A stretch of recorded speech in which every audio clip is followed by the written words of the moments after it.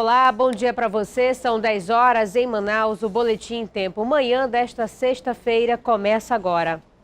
E o Dia de Finados sempre termina com uma celebração da Igreja Católica. Uma missa campal em homenagem aos falecidos foi realizada em frente ao cemitério São João Batista nessa quinta-feira. O movimento seguiu pelo resto da tarde e emendou pela noite. As pessoas têm que se lembrar também dos que já se foram, porque nesse dia, que é um dia de festa para eles, eles voltam. Só que as pessoas não veem, mas eles estão aqui junto de nós. No cemitério São João Batista, na zona centro-sul de Manaus, o movimento foi maior por causa da missa. Vale a pena participar da missa, tanto para rezar para os nossos entes queridos, como para nós que estamos vivos e precisamos de oração. Foi uma missa campal, presidida pelo arcebispo de Manaus, Dom Sérgio Castriani, e que reuniu pelo menos 6.000 fiéis, segundo a Arquidiocese de Manaus.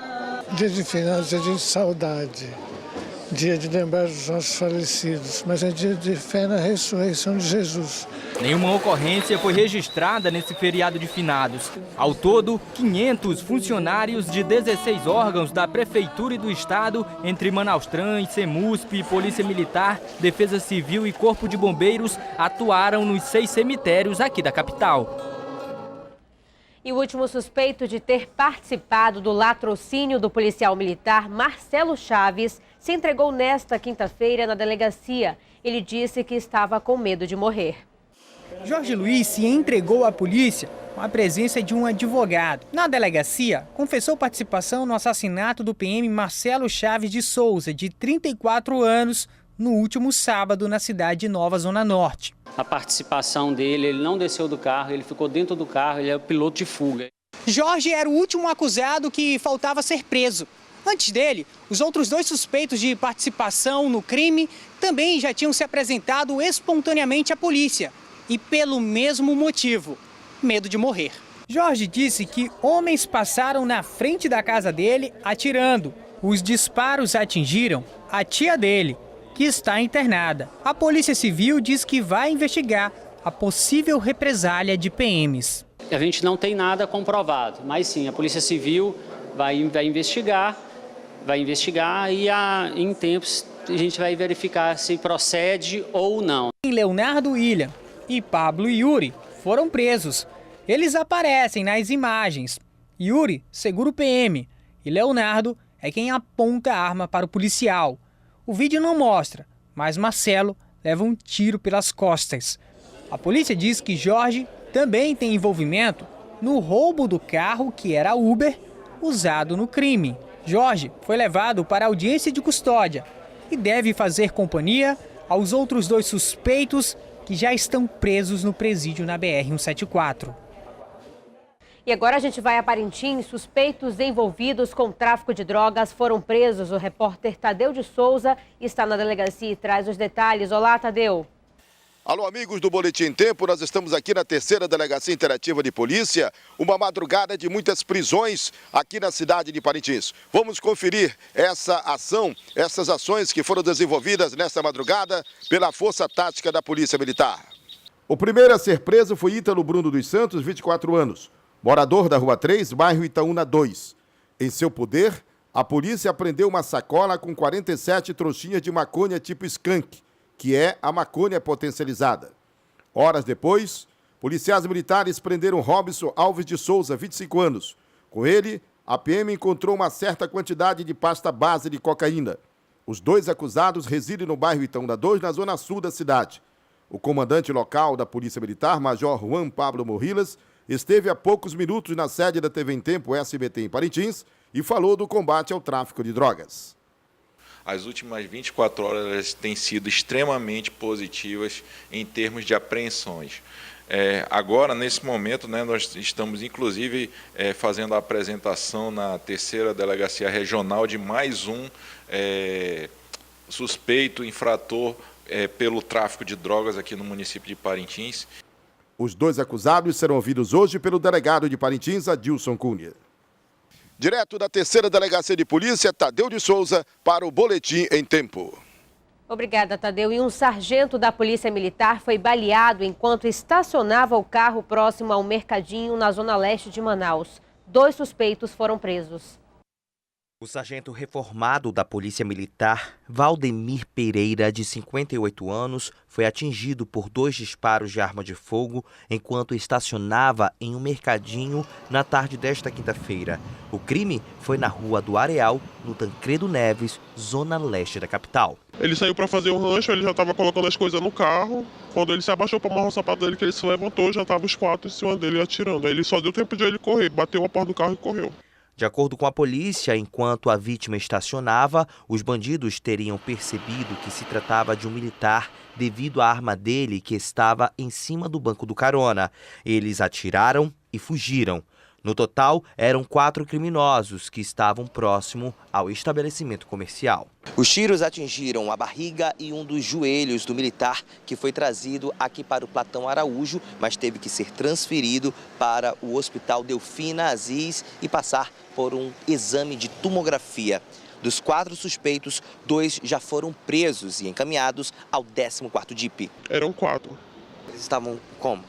Ele não soube falar, que ele não está falando muito, né? Ele não só falou que eram 4, mas não falou se estava de carro, de moto. O PM não corre risco de morte. A polícia ainda procura os outros suspeitos.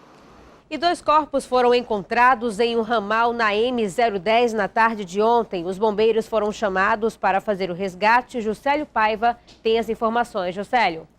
Pois é, foi isso mesmo. Os corpos foram encontrados em estado avançado de decomposição no quilômetro 47 da rodovia M010, já nas imediações do município de Itacoatiara, na região metropolitana de Manaus. De acordo com a Polícia Civil do Amazonas, os 2 corpos estavam dentro de uma vala, por isso foi preciso a atuação do Corpo de Bombeiros. Segundo a polícia, a área onde o casal foi encontrado fica localizada na comunidade Santo Antônio e ficava a pouco mais de 100 metros de uma área de mata. Os corpos seguiram para o Instituto Médico Legal sem identificação e a Polícia Civil abriu um inquérito para investigar o caso. Eu volto com você ao estúdio.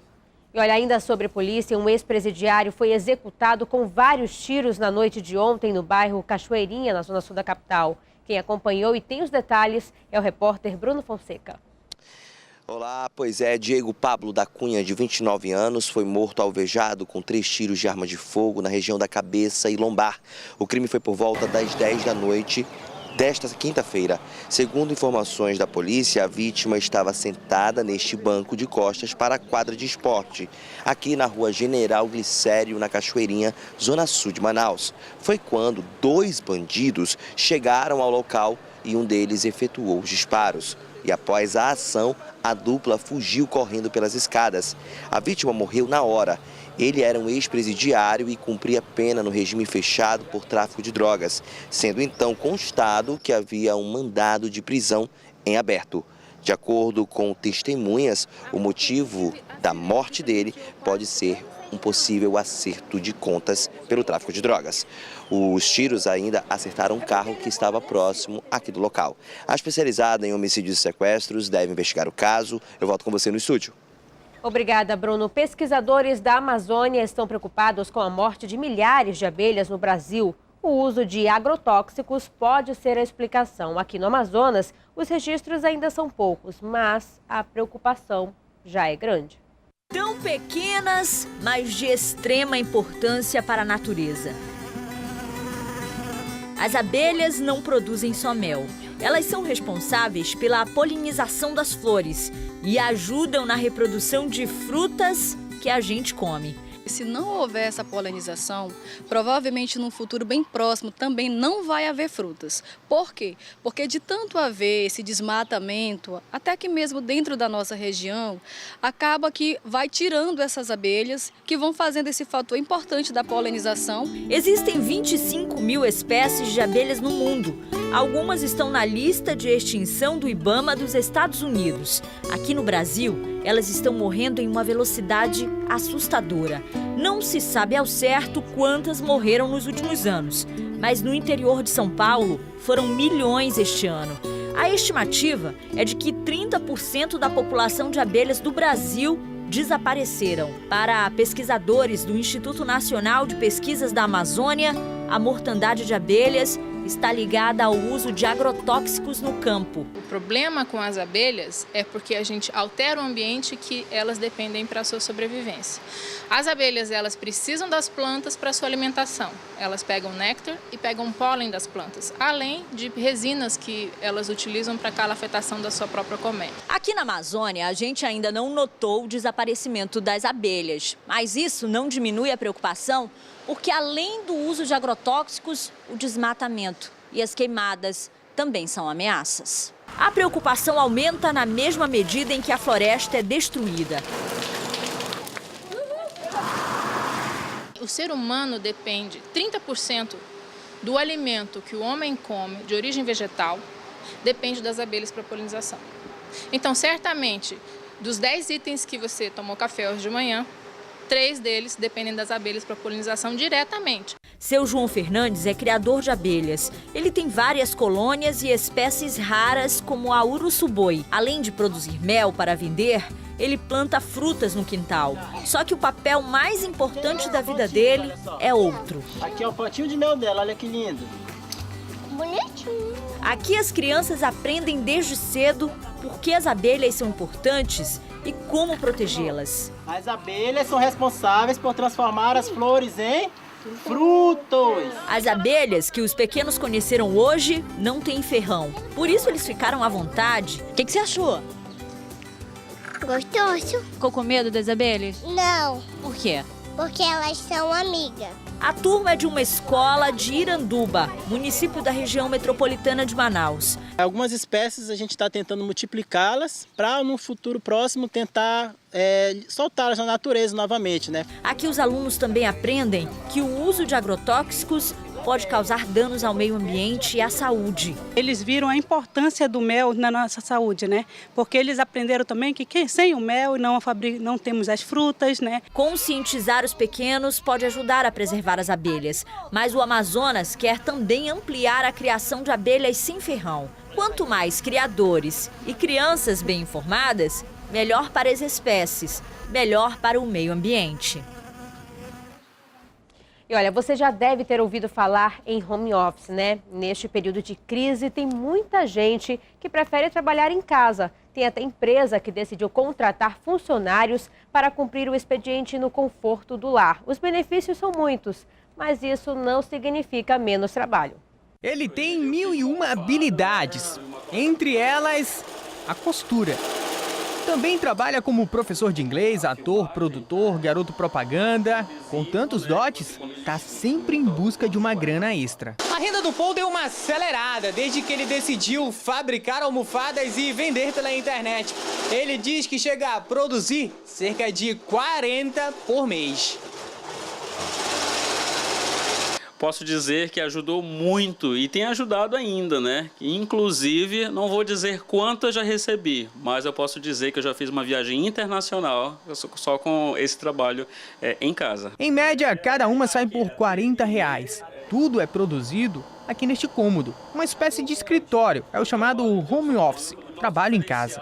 E a quantidade de autônomos como Paul tem crescido. Segundo este especialista em carreiras, existem até empresas aderindo à ideia. Pessoas que estão trabalhando, estão empregadas, e aí a empresa quer reduzir esses custos e trazer o trabalho para casa. Então, assim, é o que mais tem acontecido hoje. Foi exatamente o que aconteceu com a Daiane. Há 3 meses, o expediente dela tem sido assim. Segue Corp, Daiane. A empresa onde ela trabalha vende seguros de vida e demitiu quase todo mundo, menos a própria Daiane, que agora cumpre parte das atividades em casa. Eu trabalho no regime CLT, cumprindo minha jornada normal, de 8 às 17 horas, com horas de intervalo.